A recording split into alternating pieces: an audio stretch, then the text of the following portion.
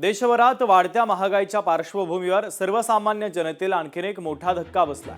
सरकारी तेल कंपन्यांनी 23 मे 2026 रोजी पेट्रोल आणि डिझेलच्या दरामध्ये पुन्हा एकदा वाढ केली आहे। 10 दिवसांमध्ये ही तिसऱ्यांदा वाढ झाली असून सतत वाढणाऱ्या किमतींमुळे सामान्य जनता आणि वाहतूक आणि लॉजिस्टिक या क्षेत्रांमध्ये आता चिंता वाढली आहे। पेट्रोलच्या दरामध्ये प्रति लिटर 87 पैशांची तर डिझेल देखील 91 पैशांनी महागलेला आहे।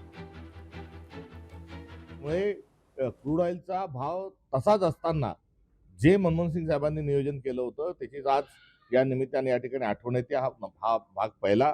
तर दुसरा जो भाग आहे तो आपण कोणत्या माणसांनी कोणाच्या किराणा दुकानातून तेल घ्यावं सामान घ्यावं हे जर मुख्यमंत्री आणि पंतप्रधान ठरायला लागले तर आता आपण लोकशाहीत आहोत का असा एक प्रश्न स्वाभाविक स्वरूपात निर्माण होईल। अगदी तसाच भारत जे आहे सार्वभौम देश आहे आणि स्वतंत्र राष्ट्र असताना ट्रम्प आपल्याला सांगतात कोणाकडून डिझेल घ्या आणि कोणाकडून नका घेऊ।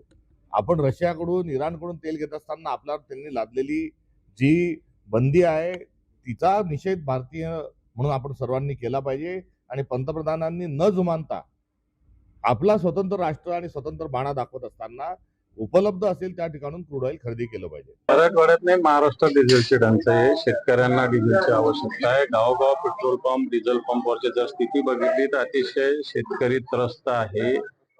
काही जिल्हाधिकाऱ्यांनी अतिशय तुघलकी आदेश काढलेले आहे की स्वतःचा ॲग्री स्टॅग घेऊन या, शेताचे पेपर घेऊन या। मुख्यमंत्री म्हणतात मुबलक साठा आहे। मग मुबलक साठा काय नाही, सगळ्या स्थिती काय लोकांना वन फिरावं लागतं। आज आपण बघतोय की जागतिक परिस्थितीच्या अनुषंगाने ह्या संदर्भातले निर्णय घेण्यात येत आहे। माननीय पंतप्रधान महोदयांनी देखील इंधन बचतीचा संदेश संपूर्ण देशातल्या लोकांना त्या ठिकाणी दिलेला आहे। आपल्या देशातले नागरिक देखील याच्याकरता मोठ्या प्रमाणात सहकार्य करतायत, परंतु ही परिस्थिती लवकरच दुरुस्त होईल अशी अपेक्षा आहे। विरोधक तर आरोप लावणारच आहे, कारण थोडा रेट वाढला की विरोधक आरोप लावतात, पण त्यांनाही माहिती आहे वस्तुस्थिती काय आहे। खाजगीमध्ये तेही मान्य करतात की या परिस्थितीमध्ये आपण सर्वांनीच एकमत केलं पाहिजे, सर्वांनीच या अशा परिस्थितीमध्ये भांडू नये। पण आता पार्टी म्हणून त्यांना भूमिका घ्यावी लागते। पण ही गोष्ट खरी आहे की काही साठेबाजी करणारे लोक आहेत त्यांच्यावर कडक कारवाई करण्याचे आदेश मुख्यमंत्र्यांनी दिले आहे। या ठिकाणी काही ठिकाणी शेतकऱ्यांना त्यांना जे शेतामध्ये डिझेल लागतं तोही थोडा अनेक जिल्ह्यामध्ये प्रश्न निर्माण झाला आहे। त्यातही आम्ही मार्ग काढण्याचा प्रयत्न करतो आहे। मेलडी चॉकलेट जशी आपल्याला 1 रुपयाला काहीतरी मिळते त्या पद्धतीने रोज थोडं म्हणजे एक मेलडी पर्यंत रेट तिथं वाढवला। आता कुठेतरी रेट 5 रुपयापर्यंत आलेला आहे। पुढच्या काही दिवसामध्ये मेलडी चॉकलेटचा पुडा 50 रुपयाला मिळतो। धबकरनं 50 रुपये वाढवले तरी तुम्ही आश्चर्य समजू नका। आणि हा 50 रुपयासाठी तुम्हाला तुमच्या खिशातूनच पैसे द्यायचे आहेत।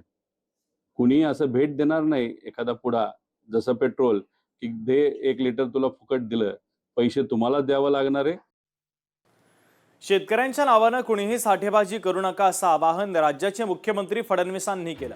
इंधनाचा साठा करून ठेवणाऱ्यांवर लक्ष ठेवण्याचे निर्देशही मुख्यमंत्र्यांनी संबंधित विभागाला दिले। या संदर्भात मी कालच सगळ्या जिल्हाधिकाऱ्यांना आणि विभागीय आयुक्तांना सूचना केलेल्या आहेत।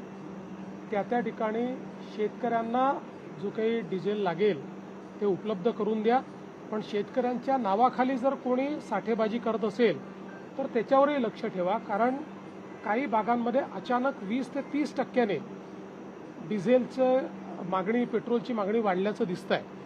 त्यात अचानकपणे जर 20-30% वाढत असेल तर त्यात काहीतरी गडबड देखील असण्याची शक्यता आहे। म्हणून शेतकऱ्यांना त्रास होऊ नये अशा दृष्टीनं त्या ठिकाणी काही ना काही उपाययोजना करण्यास सांगितलेल्या आहेत। लोकशाही मराठी ऐका, पहा, जागरूक रहा।